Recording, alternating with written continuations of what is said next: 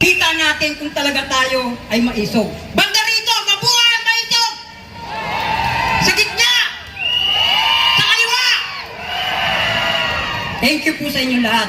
Salamat din sa Metro Manila, sa Luzon, Visaya at Mindanao ng mga maisog. Ganon din sa mga iba't ibang bansa katulad ng Korea, Hong Kong, may maisog na po roon. Yung pagsampa ko po rito, dalawa po ang nararamdaman ko. Gusto nyo malaman? Okay.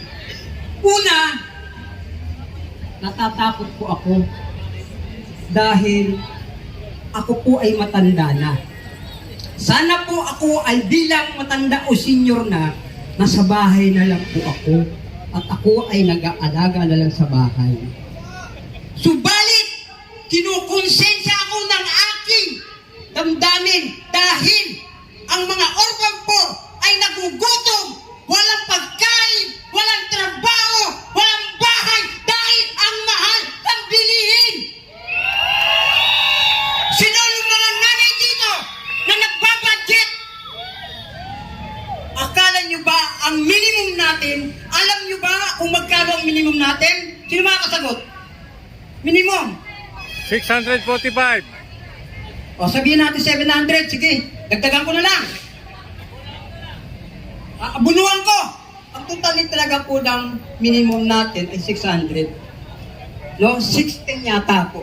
Subalit, kwenta natin. Sino magaling sa mat dito? O, Badong. Kwentay natin. Kung kakasya ba ang 700 na sinasabi nila na minimum. Dinagdagan ko na po 100. Ang bigas ngayon po, 50 pesos, pinakamura.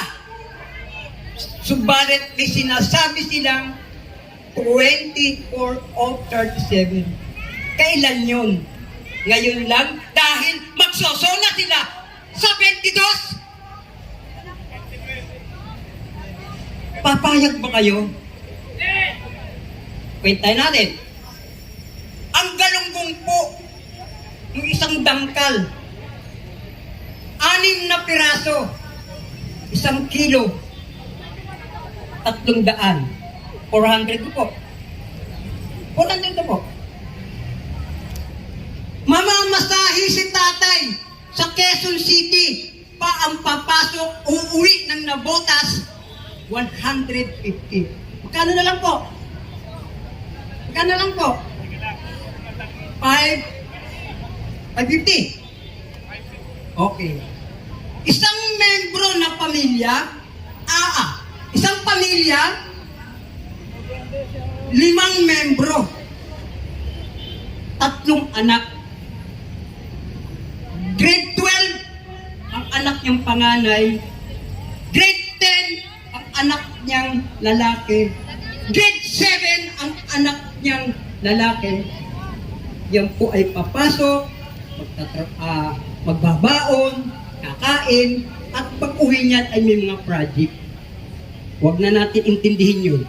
Dahil sabi ng nanay, anak, magtitipid tayo, huwag muna kayo mag-project. Huwag muna kayo magbaon, maglakad na lang po kayo sa eskulahan.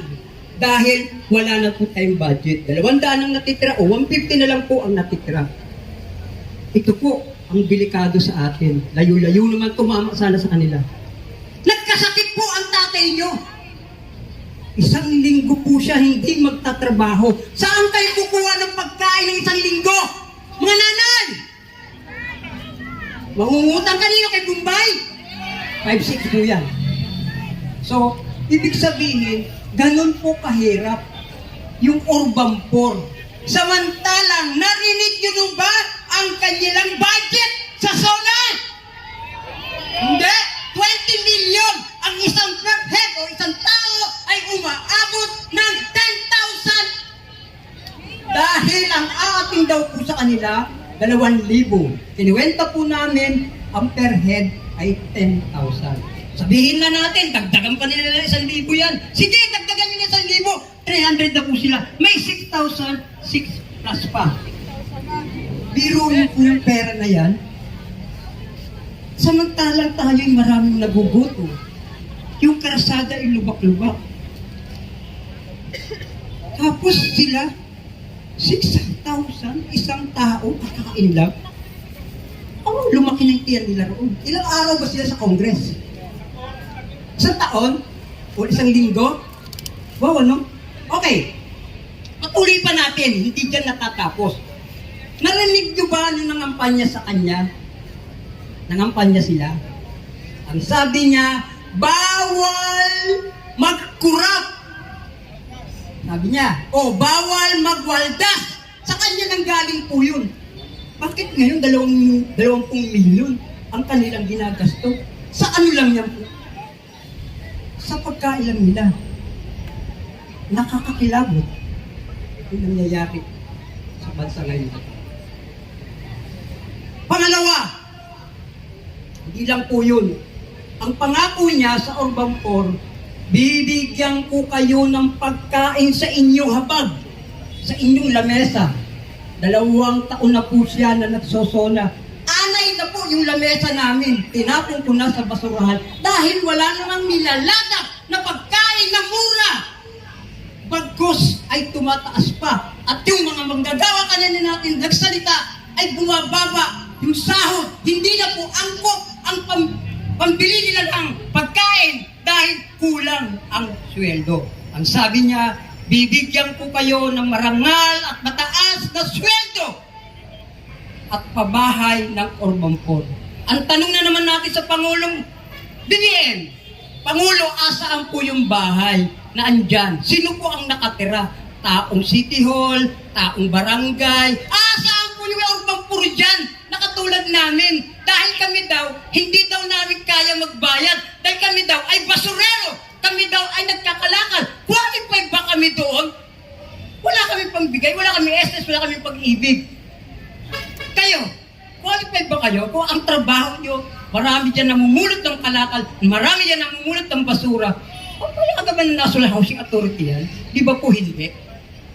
So, itong araw na ito ng SONA, ako po ay nananawagan sa inyo. Sama-sama po tayo. Paglipat ng ating agila, sasama ba kayo? Mahina!